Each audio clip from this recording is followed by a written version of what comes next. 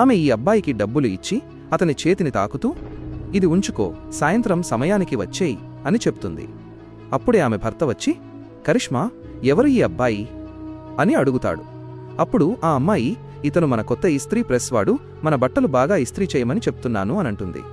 అప్పుడు భర్త, సరే, నేను ఒక అర్జెంట్ మీటింగ్ కోసం వెళ్తున్నాను, నువ్వు సాయంత్రానికి వంట చేసి పెట్టు అని చెప్తాడు. ఆమె భర్త వెళ్ళిపోయిన తర్వాత ఆ అమ్మాయి ఆ అబ్బాయిని తన ఇంటి లోపలికి పిలిచి తలుపు లోపలి నుండి లాక్ చేసుకుంటుంది. కాని అప్పుడే ఎవరో తలుపు తడతారు. దాంతో వారిద్దరి గుండెల్లో వణుకు మొదలవుతుంది. అప్పుడు ఆ అబ్బాయి, ఇప్పుడు నేను ఏం చెయ్యాలి అని అడుగుతాడు. దానికి ఆ అమ్మాయి, నువ్వు లోపలికి వెళ్ళి బాత్రూంలో దాక్కో, నేను చూసుకుంటాను అని చెప్తుంది. ఆమె తలుపు తీసి చూస్తే అక్కడ ఆమె భర్త ఉంటాడు. అప్పుడు ఆమె, మీరు ఇంత త్వరగా మీటింగ్ నుండి ఎలా వచ్చేశారు అని అడుగుతుంది.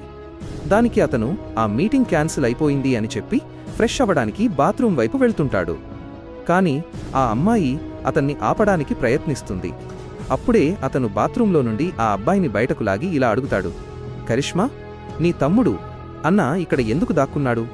అప్పుడు ఆ అమ్మాయి ఏం చెప్పిందో వినే ముందు, ఆగునైనా, నన్ను చూసి విస్మరించకు, లేకపోతే నీకు చెడు సమయం వస్తుంది. ఒక్కసారి కామెంట్లలో హర్ హర్ మహాదేవ్ అని రాసి వీడియోకి ఒక లైక్ చేసి ఛానల్ను సబ్స్క్రైబ్ చేయి.